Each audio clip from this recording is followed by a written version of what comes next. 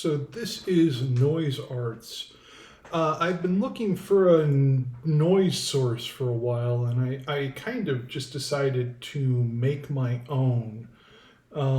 It's not really geared around white noise, blue noise, all that sort of stuff. I wanted something kind of performative and flexible, just to fill out some space in some stuff I was doing, provide a background. So we're listening to it um, loud. But I think in a lot of applications, it might be something that you have sort of at a very low level underneath some stuff just to provide some texture and space and that sort of thing. It has an audio pass through. So in stereo, audio will pass through the patch and not be affected. You can mix in noise to that. So uh, just to do a real quick rundown, again, I wanted something kind of performative. So all the effects are on sliders, virtual sliders.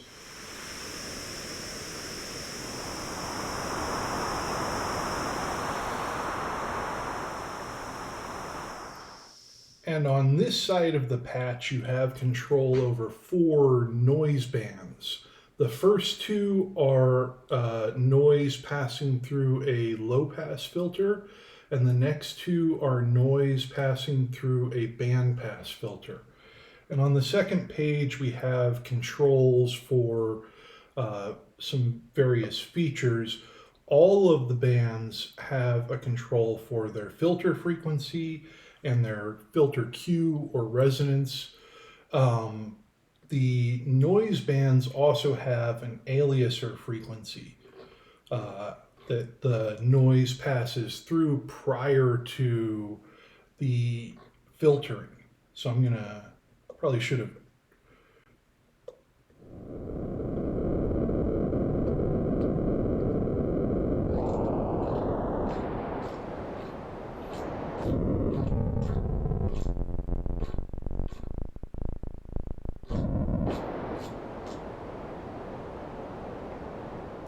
So the aliaser can add a sort of lo-fi feel to that particular band. It can also make it clickier, which you have a whole set of click noises on the right side of the patch. So maybe you don't really need that, but who knows? It's your call.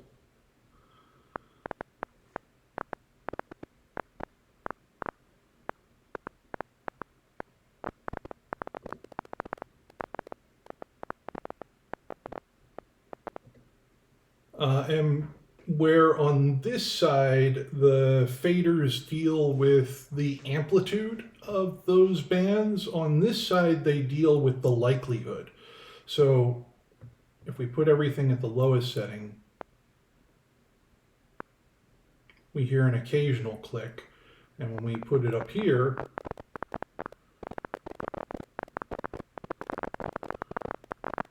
things become much more active. And two controls that you should be aware of. On the noise side, we have a slew control for how quickly those bands change. So if I set it low, I basically have an on-off, very immediate reaction. If I set it high, so then it takes longer.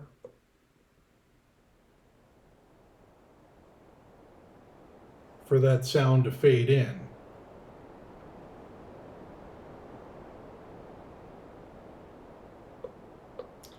On the noise side, I have what I've called a density scaler, which is basically how dense those clicks and pops and whatever are.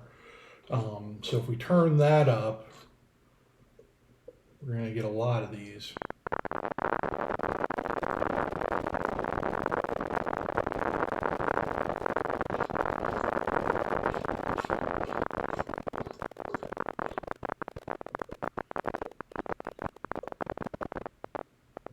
Real Geiger counter stuff. So I said On this side, the additional control is for the aliaser.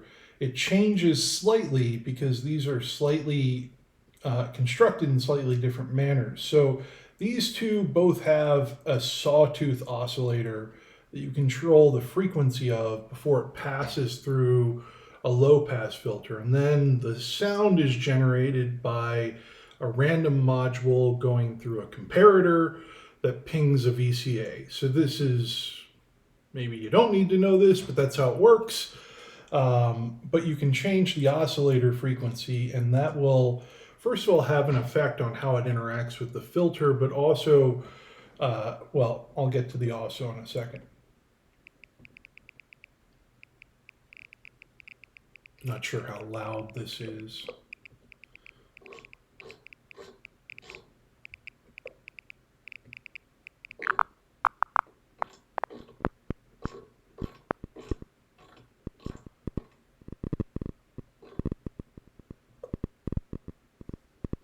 Once we get into negative frequencies, it also affects the frequency of those pops. So it's sort of an additional, likelihood control. So it's both, sort of aesthetic and timbral, but also deterministic. These bands or pops have an envelope associated with them. The first is a low pass filter, and the second is a band pass filter. So let's play around with the band pass filter.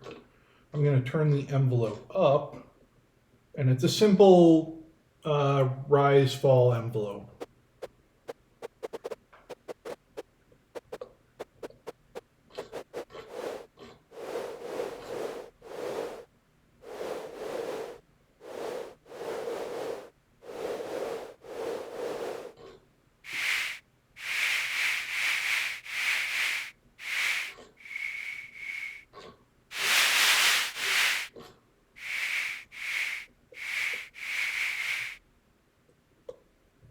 So it gives you just a little bit more of a flavor to play with in those clicks and pops. If you turn it down, it sounds like a normal click,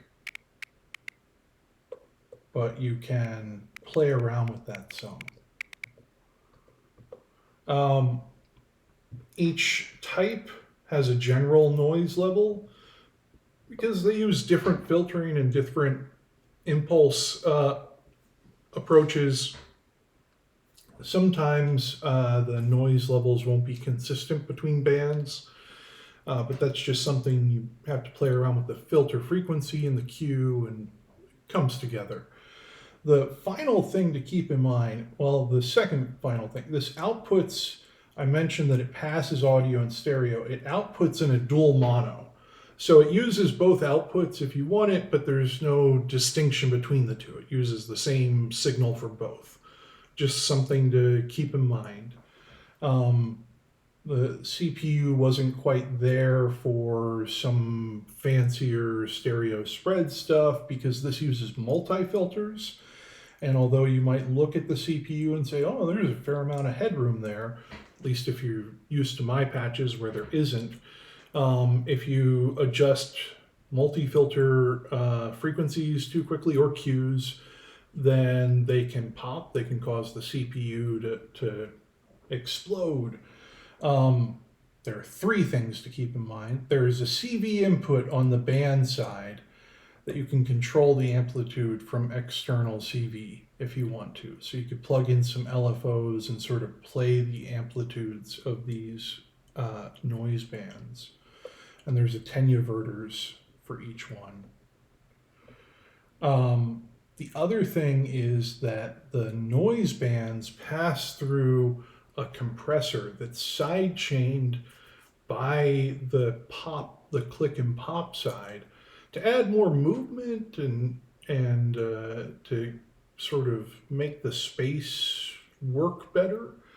One thing that's kind of fun about this is that I routed the clicks and pops into the sidechain input prior to their attenuation, prior to their volume level.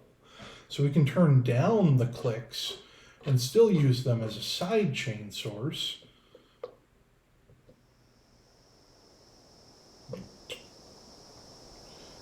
Turn down the slewing.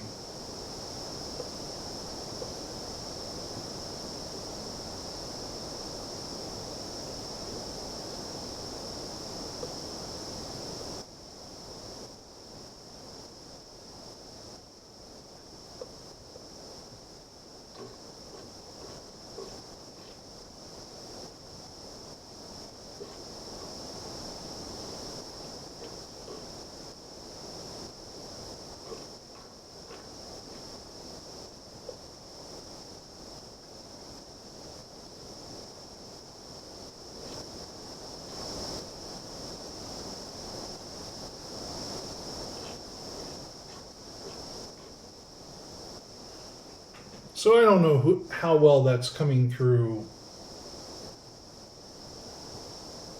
the mic. It's kind of hard to determine how well any of this comes through its noise stuff. And I imagine YouTube's going to do interesting things to the compressed sound. But you can add some movement to your noise source. It also just makes mixing these two things together a little easier because it gives the pops and clicks some space in the stereo field. So you can be aggressive with that. You can be light with that.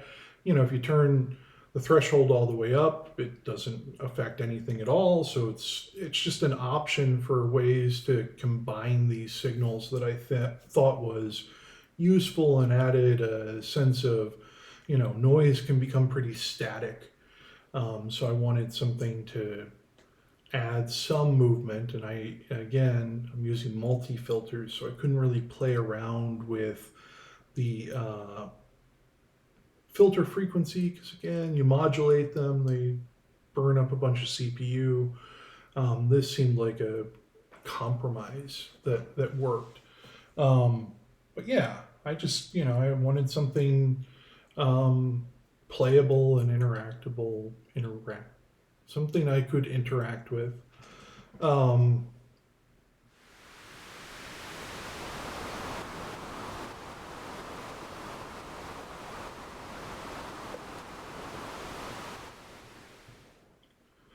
And, if you throw some reverb and delay on top of this, you can come up with, on its own, as sort of a sound source, some interesting textural stuff. So, it can either work as a complement for something, or it could be a more pronounced, instrument, I guess. But that's it. That's Noise Arts. It's a noise thing, but, again, you can do a lot of different textures with this. I didn't dive deep into sound design, but, if you're looking for that vinyl record pop, it can get into that territory. It can do surf and rain and those sorts of sounds. So yeah, just and hopefully neat little addition to the ZOIA repertoire. And that's it. If you enjoy the patch or anyone else's patch, I'm really trying to encourage people to use the like function on patch storage to just show their appreciation, show patches that they think other people might want to check out. So if you like this one, don't forget to like it on patch storage, or again, anyone else's patches. It's a real simple way to show, people publishing patches appreciation. And that is it. I hope you have a good day.